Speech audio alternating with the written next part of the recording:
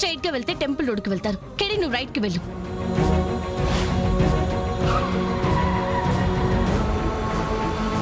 శేఖర్, మనల్ని ఫాలో అవుతున్న car miss అయింది. ఫాస్ట్ గా పోనీ.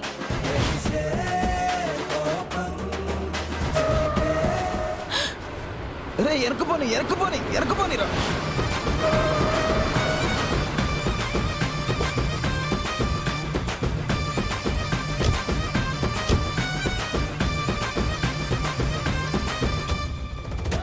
మీరెవరో తెలీదు కానీ మేం పోలీసులం.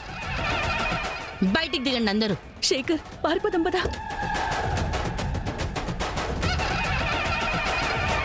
ఏయ్ ఏయ్ ఏయ్, నువ్వు అటెళ్ళు. Ramya, go fast.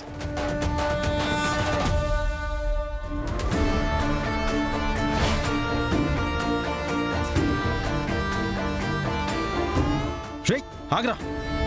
ఏ స్టాప్, ఆగు.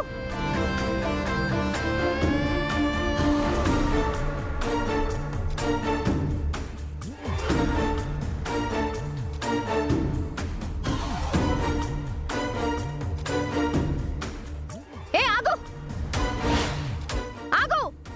ఛా,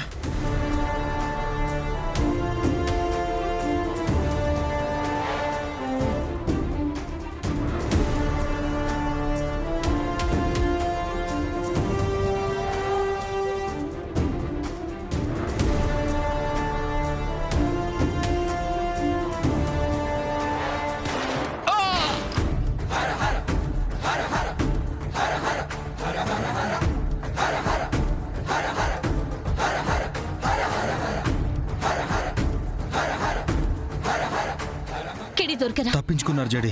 మిస్ అయ్యారు మ్యామ్.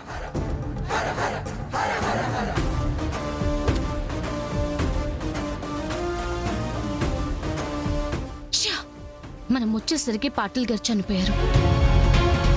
రమ్య, నేను ఫాలో అయిన అతన్ని షోల్డర్ కి షూట్ చేశాను.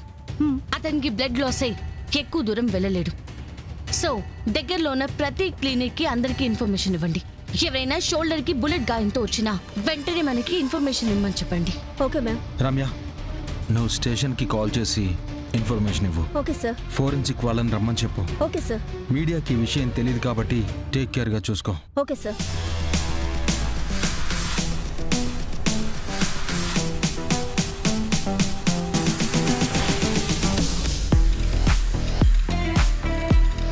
రమ్య మేడం, అక్కడ గన్ ఉంది.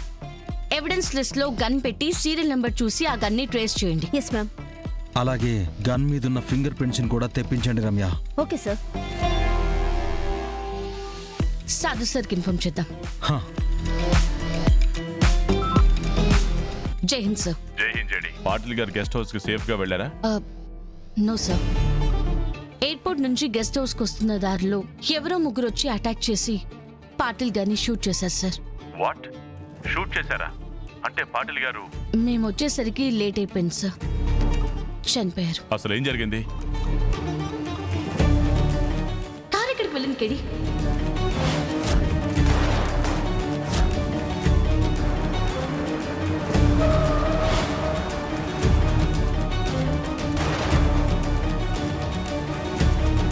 అది సార్ జరిగింది. ఇది చాలా లాస్ట్ మినిట్ ట్రిప్ అని పాటిల్ హైదరాబాద్ నుంచి వస్తున్నట్టు తన ఫ్యామిలీకి తప్ప ఇంకెవ్వరికీ తెలియదు. అలాంటిది హైదరాబాద్ లో ఉన్న వాళ్ళకి ఎలా తెలిసింది? ఇంత షార్ట్ టైంలో ఇంత పెద్ద ప్లాన్ ఎలా చేశారు? అంతేకాదు సార్, వాళ్ళకి పాటిల్ గారు ఏ రూట్ లో వస్తున్నారు, ఎప్పుడు వస్తున్నారో కూడా తెలుసు. సో ఇదంతా ప్లాన్ చేసింది ఎవరో కానీ పాటిల్ గారి గురించి బాగా తెలిసిన వాళ్ళే ప్లాన్ చేశారు సార్. ఓకే, ప్రొసీజర్ స్టార్ట్ చేయండి. వాళ్ళ ఫ్యామిలీతో నేను మాట్లాడతాను. Okay sir. రమ్య, నేను కెడి వెళ్తున్నా. ఏమైనా ఉన్నా మాకు కాల్ చేయండి. Yes ma'am. పద కెడి.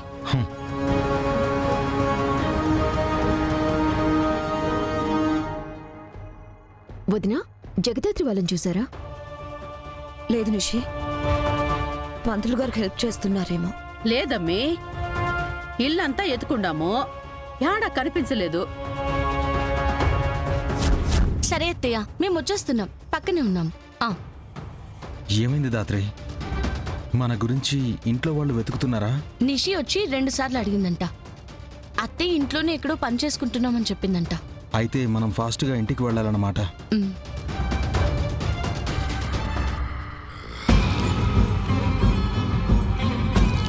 దాత్రి, మ్, చెప్పడం మర్చిపోయాను.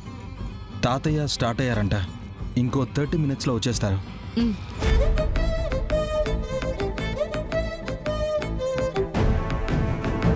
ఏమైంది? దేని గురించి ఆలోచిస్తున్నావు?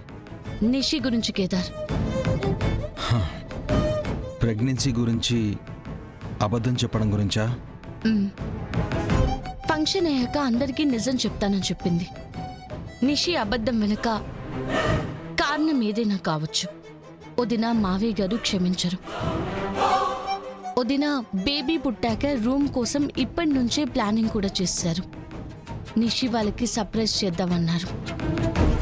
అలాంటిది ప్రెగ్నెన్సీయే అబద్ధం అని తెలిస్తే ఊహించుకోవడానికే భయంగా ఉంది. నాన్నేమో గాని అక్క మాత్రం నిషిని ఈసారి క్షమించద్దాత్రి. ఇప్పటికే నిషి విషయంలో అక్క చాలా తప్పులు క్షమించి వదిలేసింది. కానీ ఈసారి నాకు తెలిసి అంత ఈజీగా మర్చిపోదు. ఈ టెన్షన్ ఒకవైపు ఉంటే యువరాజ్ మావయ్య నిజం చెప్పకుండా ఏం చేస్తాడో అని ఇంకోవైపు ఉంది. ఈసారి యువరాజ్ చేయడానికి ఏమీ లేదు దాత్రి. అందరి ముందు సాక్ష్యాలు చూపించి నిజాన్ని నిరూపించుకున్నాం. యువరాజ్ ఆస్తి కోసం వదిన్ని మోసం చేయడానికి సిద్ధపడ్డాడు కేదార్.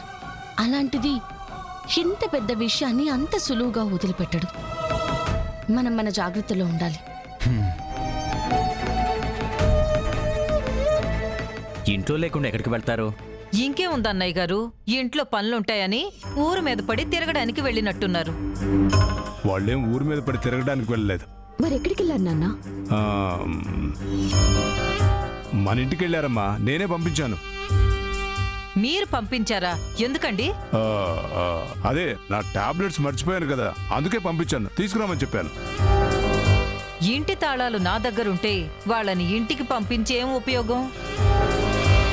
ఇంటి కీస్ లేకుండా ఇంట్లో ఉన్న మెడిసిన్ తీసుకురావడానికి వాళ్ళు ఎలా వెళ్లారు? ఆ, అవును కదా. అయ్యో, నేను కూడా తాళాల గురించి చెప్పడం మర్చిపోయానమ్మా. ఇప్పుడు ఎలానో ఏంటో. ఏమే జగదాత్రి, మీ నాన్నకంటే కంగారులో కీస్ గుర్తొచ్చుండువు. నీకైనా సరే అడిగి తీసుకెళ్లాలనే బుద్ధి లేదా?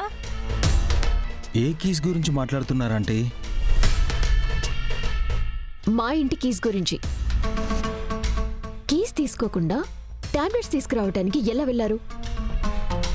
ఏటా? కేదార్, అంటే మేం హడావిడిలో మర్చిపోయాం నిషి. ఇంటికి వెళ్ళాకే మేం కీస్ తీసుకురాలేదని మాకు అర్థమైంది. సరిపోయి ఉండదమ్మి. పరమానందయ్య శిష్యులు కూడా మీకంటే నయమే అమ్మి. మనం టాబ్లెట్స్ కోసం ఇంటికి వెళ్ళామని నాన్న చెప్పినట్టున్నారు.